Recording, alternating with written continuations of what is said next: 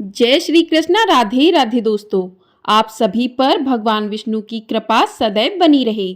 आज की वीडियो में हम जानेंगे कि उत्पन्ना एकादशी के व्रत का पारण किस प्रकार से करना चाहिए और व्रत पारण की कथा भी सुनेंगे। तो आप सभी लोग हमारे साथ जुड़े रहिएगा और वीडियो को पूरा जरूर देखिएगा। एकादशी के व्रत में जितना महत्व व्रत का होता है उतना ही महत्व व्रत के पारण का भी माना गया है। यदि व्रत के पारण को सही मुहूर्त पे ना किया जाए तो आपको अपने व्रत का पुण्य फल पूरा फल प्राप्त नहीं होता है। तो व्रत के एकादशी के व्रत में पारण का विशेष महत्व माना गया है। मान्यताओं के अनुसार एकादशी का पालन करने से व्यक्ति के सभी प्रकार के पापों का नाश होता है। इस दिन व्रत रखने और भगवान विष्णु की पूजा करने से मोक्ष की प्राप्ति और विष्णु लोक में स्थान मिलता है। इस व्रत को करने से भक्तों की सभी मनोकामनाएं पूर्ण होती हैं और जीवन में सुख शांति आती है। यह व्रत न केवल पापों से मुक्ति दिलाता है बल्कि जीवन में सुख समृद्धि और आध्यात्मिक शक्ति भी प्रदान करता है। आइए अब पहले जान लेते हैं कि पारण का शुभ मुहूर्त क्या रहेगा। तो आपको बता दें कि एकादशी के व्रत का पारण द्वादशी तिथि में किया जाता है।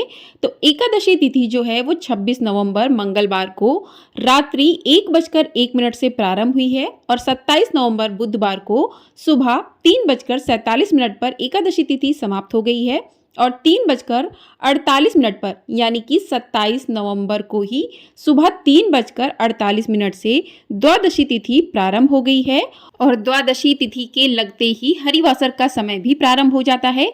और एकादशी के व्रत का पारण हरिवासर के समय में नहीं किया जाता है, ये शुभ नहीं माना जाता है। तो जब तक हरिवासर का समय समाप्त नहीं हो जाता तब तक व्रत का पारण नहीं करना चाहिए। तो द्वादशी तिथि जो है वो सुबह के समय 3:48 पर शुरू हो रही है और इसी समय से ही हरिवासर का समय भी प्रारंभ हो जाएगा जो कि सुबह 11 बजे तक रहेगा।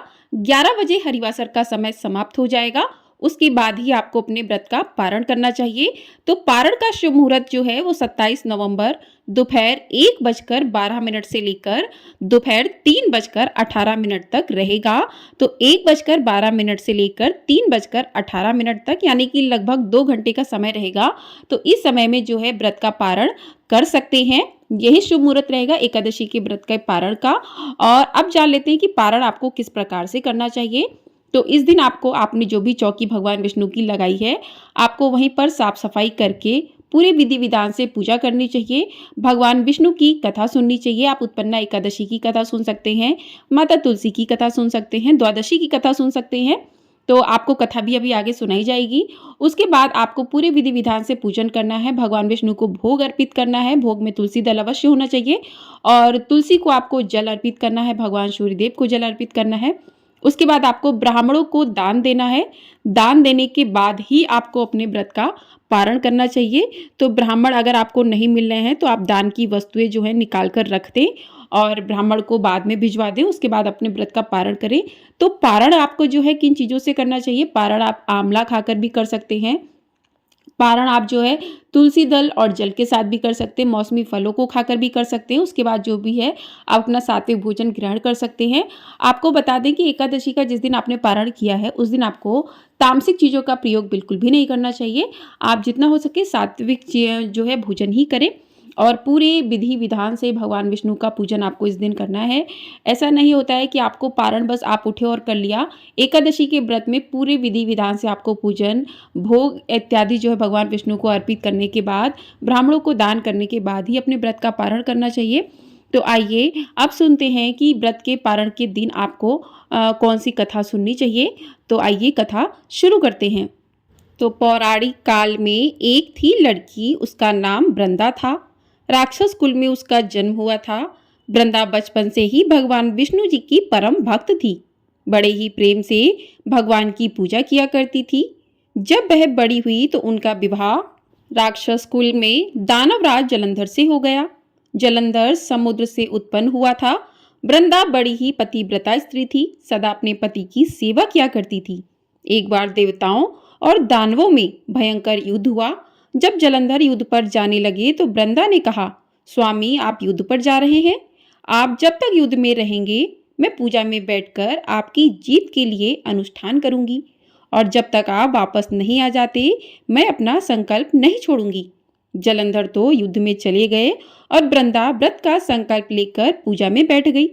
उनके व्रत के प्रभाव से देवता भी जलंधर को ना जीत सके। सारे देवता जब हारने लगे तो भगवान विष्णु जी के पास गए। सबने भगवान से प्रार्थना की तो भगवान कहने लगे कि वृंदा मेरी परम भक्त है, मैं उसके साथ छल नहीं कर सकता। पर देवता बोले, भगवान दूसरा कोई उपाय भी तो नहीं है, अब आप ही हमारी मदद कर सकते हैं। भगवान ने जलंधर का ही रूप रखा और वृंदा के महल में पहुंच गए।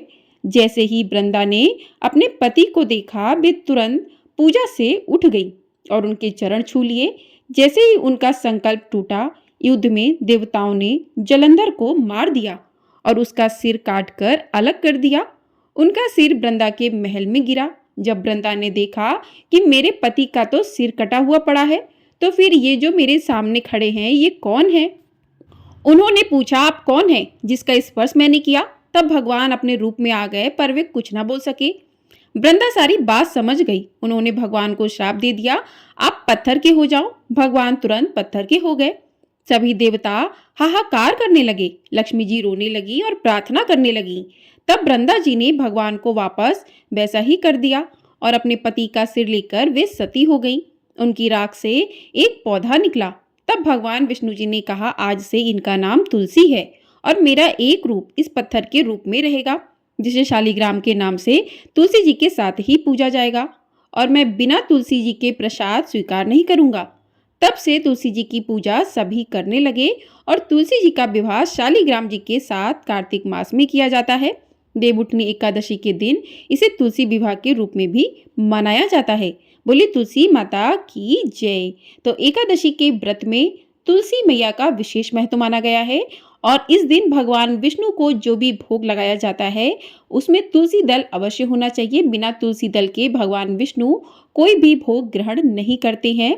तो आप तुलसी दल एकादशी के दिन नहीं तोड़ना चाहिए, उससे पहले आप तुलसी जो है तोड़कर रख लें और वही भगवान के भोग में जो है आपको डालनी है, जिससे भगवान जो है अपना भोग ग्रहण कर सकें। बोले भगवान विष्णु की जय। बोले माता लक्ष्मी की जय। बोले माता तुलसी की जय। तो इस प्रकार से द्वादशी की कथा पूर्ण हुई। तो कथा सुनने के बाद आप भगवान विष्णु की आरती करें। आप इस दिन तुलसी माता के पास बैठकर भी इस कथा को सुन सकते हैं और तुलसी माता की आरती करें। सुबह के समय भी आप दीपक जला सकते हैं। जब आप व्रत का पारण करें तो उस समय भी पूजा पाठ कर सकते हैं।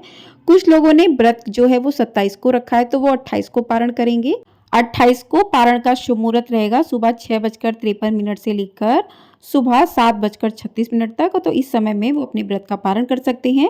यदि दोनों दिन का किसी ने व्रत रखा है 26 और 27 को, तो उनको 28 को ही पारण करना चाहिए और जिन्होंने 26 को व्रत रखा है तो उन्हें 27 को व्रत का पारण करना चाहिए। तो 27 के शुभ मुहूर्त में ही व्रत का पारण करें, तभी आपकी एकादशी का व्रत जो है वो पूरा माना जाएगा। तो आशा करती हूँ आपको ये वीडियो पसंद आई होगी। वीडियो पसंद आई हो तो वीडियो को लाइक अवश्य कर दीजिएगा। चैनल पर नए हैं तो चैनल को सब्सक्राइब कर लीजिएगा।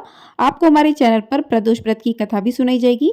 यदि आप लोग उस कथा को सुनना चाहते हैं तो उसे भी सुन सकते हैं। और तब तक के लिए इस वीडियो को यहीं पर करते हैं समाप्त। मिलते हैं अगली वीडियो में।